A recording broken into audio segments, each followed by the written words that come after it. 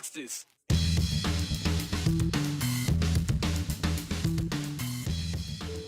The big old building sitting empty on State Street has been a big old headache for the state of Idaho. ITD thought they had it sold, but lawmakers have other ideas, which include scrubbing the sale and spending millions on a makeover. We're down to what many believe is 1 week left in the legislative session. You wouldn't think that, though, with the slate of big bills being proposed today. Some late session Hail Marys on hot topics like school tax credits, absentee voting, and special sessions. And you have people come by and just take a look. Yeah. Just go on tours. They want to see your wrenches. Why would anyone want to see another man's wrenches? Well, a Marsing man has more than 5,000 reasons why, all in alphabetical order by company. It's safe to say Pete Rathbone has had some time on his hands. They are the constitutional reason we have a state legislature, to fund the state with a balanced budget. It's the money needed to keep the lights on, pay the salaries, and fund agency requests. And every year, it seems, those budget bills get dragged out to the final days of the session. So it creates this kind of sense of urgency and sometimes a heated debate. That was the case with the Idaho Transportation Department. When that agency's budget hit the House floor last week, it nearly failed thanks to a unique clause it included. If you recall, 2 years ago, a frozen pipe, it burst and then flooded the old ITD state headquarters on State Street. So now the department wants to sell the property, and they even drafted a sale agreement to the highest bidder. But the state legislature says they get to make the final call, and as Andrew Bartline tells us, that could sink the whole sale. Proponents of Idaho's new budget process say the state's never used a finer-toothed comb. I think has been phenomenal. But it's brought debate on the line between oversight and unnecessary overwatch. Nobody's going to want to do business with the state. Early 2022, ITD's State Street headquarters flooded. Frozen water pipe burst. Ever since, the building's been blocked. It was $6 million is what the insurance came back and paid us when they went through the flood damage. A drop in the bucket because repairs go beyond water damage. Lawmakers estimate a renovation bill more than $30 million. To get rid of the asbestos within the building and get that building back to functional order. ITD declared the property a surplus and set the sale to a public bid. The winner offered nearly $52 million for the property. Completely in accordance with our laws. But not with the budget in question. This feels really, really dangerous to me. Because a clause in the new budget explicitly revokes ITD's right to sell, even after drafting a sale agreement. Private actors invest really substantial resources and energy and reliance on the notion that we are a reliable contract partner. A reputation in jeopardy. The Pacific Companies was part of the winning bid. They released a statement reading in part, quote, "I expect these kinds of problems in other states like California, Washington, and Oregon, where laws are ignored and businesses can't count on government to keep its word. We don't expect to see this in Idaho. We believed we had a deal." But the state's budget committee believes they're bending the rules in the best interest of the people. The members have done their homework to propose this as the most cost-effective use of taxpayer funding. In total, it's an $80 million swing to cancel the sale and renovate the building, and it could be more. That's a big question mark. What is the flood damage to that building? Secondly, what's the damage to the state's reputation? This sets a really scary precedent in terms of people being willing to contract. Reputations drove the vote, too.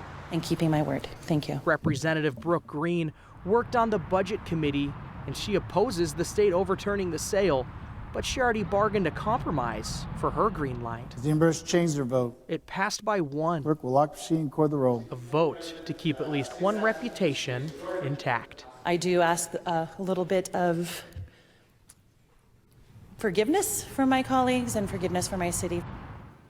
This budget is near the bottom of the third Senate reading calendar. The Senate could get to it today. They just came out of a recess, or should have a couple minutes ago. So we'll see if they get to it on the budget today. The winning bidder did speak publicly about this in those statements. We're trying to talk to them one-to-one conversation. We'll see if we can get to that point. It seems they want to wait until they see how this thing ends. Of course, it would have to go through the Senate until we understand that. So just so I understand it, they're going to go from taking money in to spending more money. So it's going to go the other way. This fiscal conservatism doesn't seem to apply to this case? Wendy Horman, Representative Horman, I should say, on behalf of JFAC, says that long-term, this is fiscally more responsible, I imagine that property has a lot of value. Sure it does. Over years, decades, it would make sense. Okay, but That's right their now argument. it's just going to sit there and maybe spend more money wrapping it up. Okay, so speaking of wrapping up, lawmakers were supposed to wrap up this week. That was the plan, I guess. We'll see. Some committees, though, are still printing new bills, and they're holding new debates as well, including on the topic of school choice vouchers or tax credits, as wherever you want to call it. There is a specific name for it because this one would be a tax credit. But I guess the question is, we're days away from it ending. Is it too late to talk about something like this? It's never too late. And, they don't have to go home by the end of this week, and unless they really wanted to. But, there's certainly an appetite to do something. Lawmakers, they say that they want to get school choice vouchers or tax credits passed. But for the second year in a row, it doesn't appear likely to happen. And for several years, lawmakers, they've wanted to get state money into the hands of Idaho families to help them pay for school choice. Private, technical, religious, stuff like that.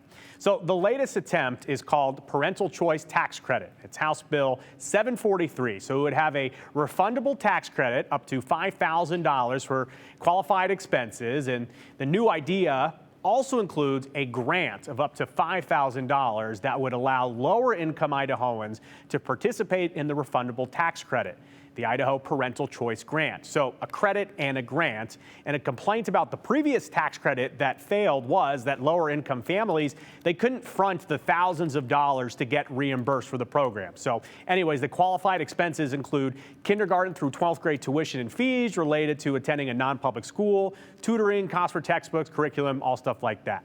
And the sponsor of the bill, House Speaker Mike Moyle, he set the reality straight on his pitch. Democrats, though, they're skeptical.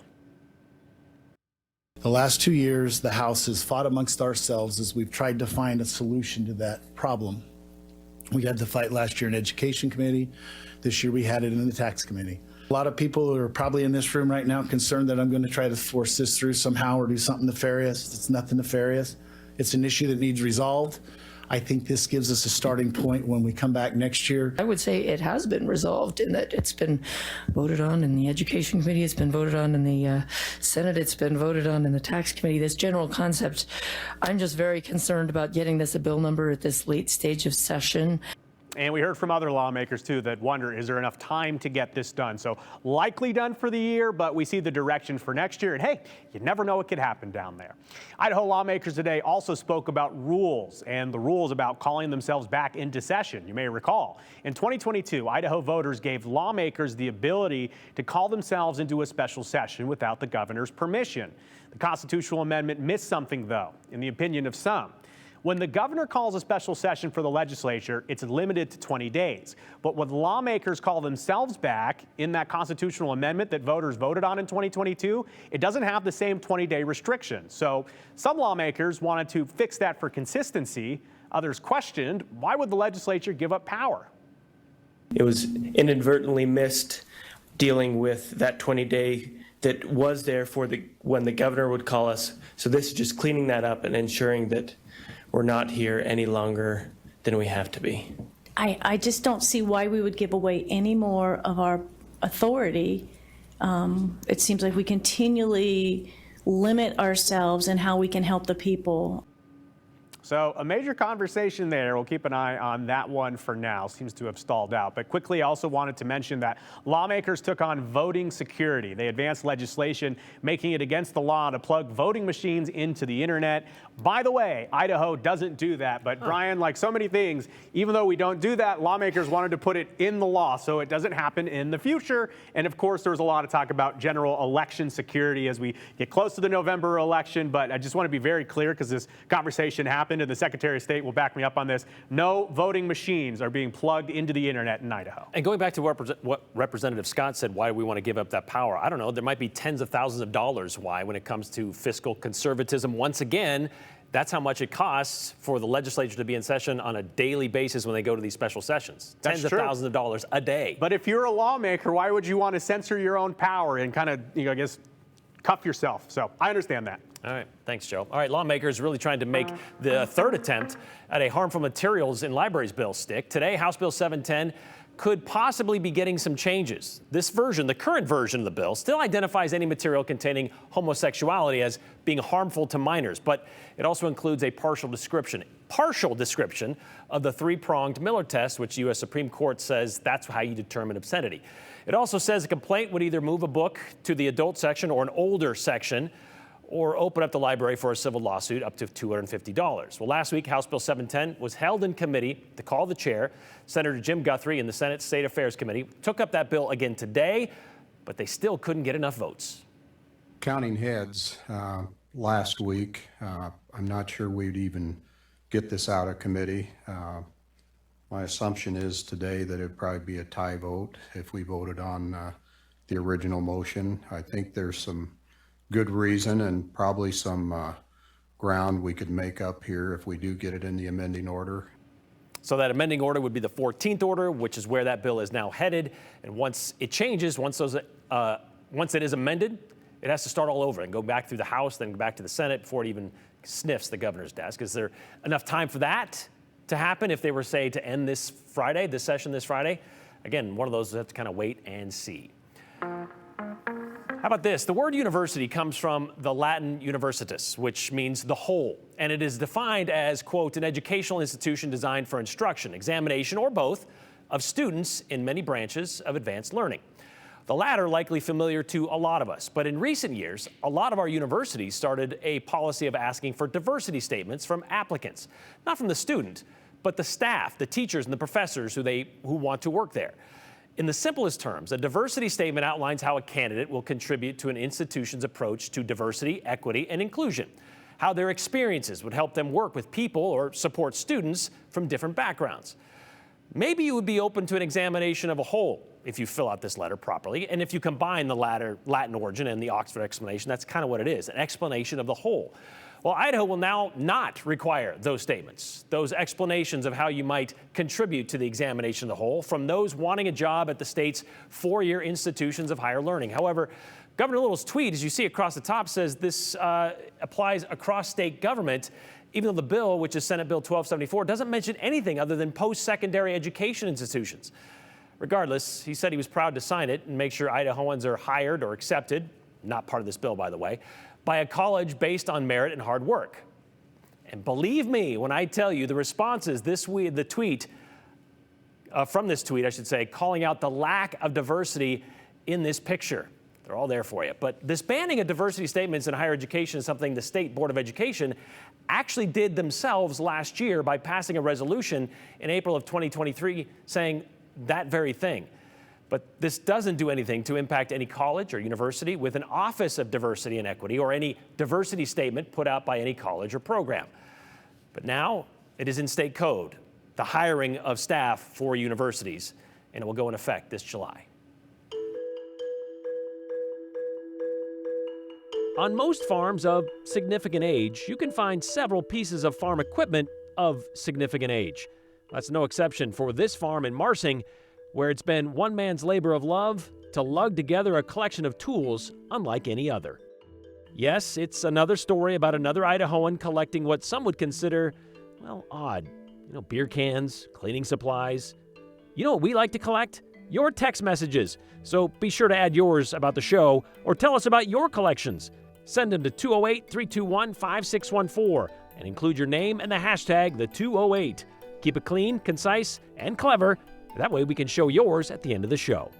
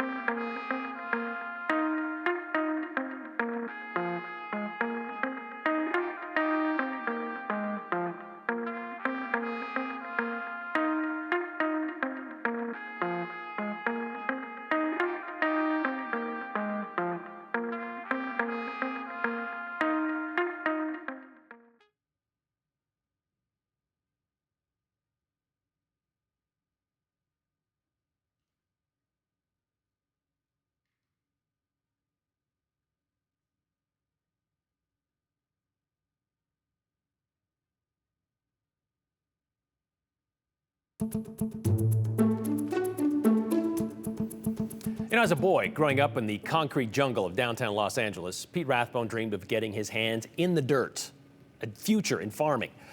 So after attending one of the top ag schools in the country, that'd be the Agricultural Mechanical College of Texas, Pete couldn't wait to get his hands on his own farm, which he did by buying some property near the Snake River in the 1950s, where he grew seed and sugar beets until, well, for more than 40 years.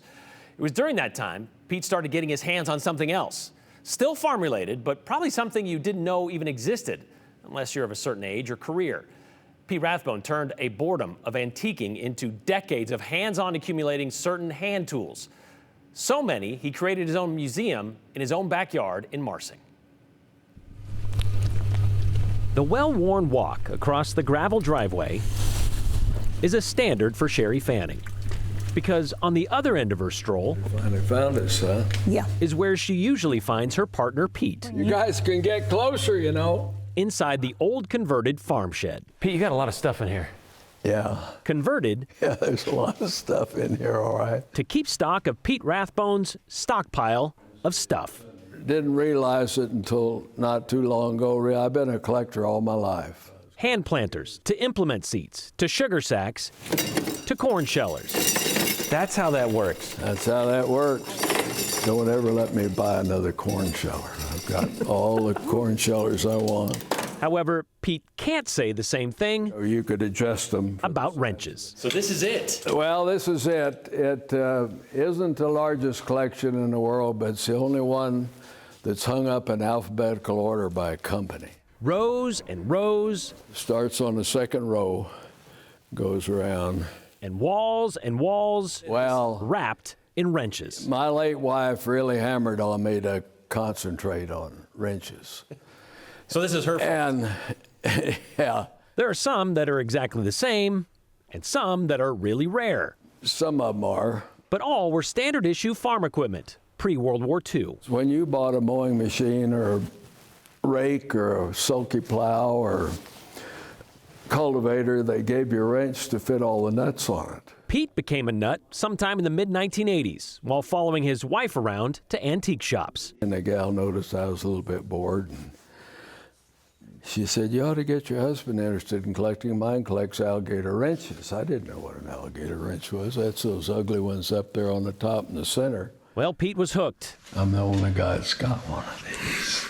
and he's been ratcheting up his collection since. Okay, so what's the grand total? Well, I think there's between 5,000 and 6,000 out here. You haven't counted? Well, I counted a long time ago and around 5,000, but they're hard to count. I mean, when you got them, you got to flaunt them. How much would you say you spent on all of these? Oh, God. A lot. Pete may not know the total value of what he has in bent metal, but I've got one he knows a few. right over there. I gave $7,000 for it. $7,000? I haven't told many people that, but yeah. And the Texas A&M alum will gladly tell anyone that stops by the Our Lucky Star Farm Museum in Marsing. Oh, yeah, we had the RVers in here last week, and about 20 of them, and Or he'll just show them one of the 4 books he's written about wrenches. the history of old-time implement companies and the wrenches they issued. Who finds this useful? Wrench collectors. Pete's met and made friends of many of them over the years. Oh, I have a friend in Nebraska that he buys them by the 55-gallon barrel full. It was a friend of mine in Tennessee paid $20,000. I had a friend in Waterloo, Iowa. But none with a compilation like this. Most guys have them in buckets and barrels underneath the workbench. Pete credits wrenches with putting a twist on his retirement years. Well, you have to have a hobby. You know, a lot of these old guys, they get so old and they don't have anything to do and they just die. So you need something to keep the interest up. And that's just how Sherry sees it. And I think people that have interests are interesting people. Which is good, since Pete, who's pushing 91 years of age, 1925. isn't planning on pushing away from his hobby anytime soon. Is there a quit when it comes to this? No, there's no quit with this. I mean, you know, why quit? Well, Pete quit the farming business back in the mid-90s when it was either go big or get out. So he got out, and that left him plenty of time to travel in his hunt for his historic wrenches. Yes, Pete has written 4 of those history of old-time implement companies and the wrenches they issued books, telling us he pumped $65,000 into that first edition. But he says he sold 3,400 of them, so I guess that's a wash, which is why he's currently working on his 5th volume.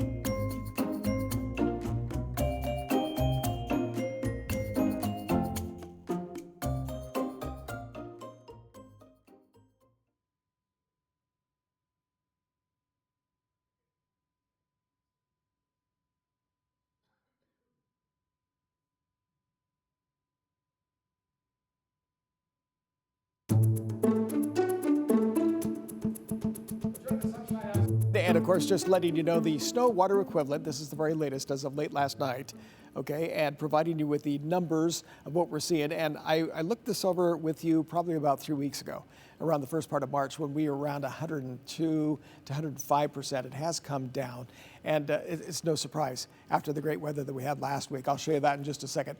82% in the Weiser Basin, 85% in the Payette Basin. So you can see where we really need some more rain, especially from here on up. Even the Big Wood at 96%. The Owyhees is doing well. And the same thing for Bear Lake, which is up to 136%. In fact, most of the storms, if there was a target, would actually be south of Boise, right along the border there, along Nevada as well as Utah. And it's really showing there in those numbers. So why did it go down? Well, if you take a look at, last week, starting on Saturday, you could see how we had those nice warm temperatures, dry conditions, quite a bit of melting of snow, and really it didn't really cool down much in just the last few days. So the cooler temperatures as well as the conditions that should be coming up should be helpful in the way of rain showers. You can see right now we're just about average or just a little bit below, okay? We'll be back with your forecast here, of course, coming up at 6 o'clock.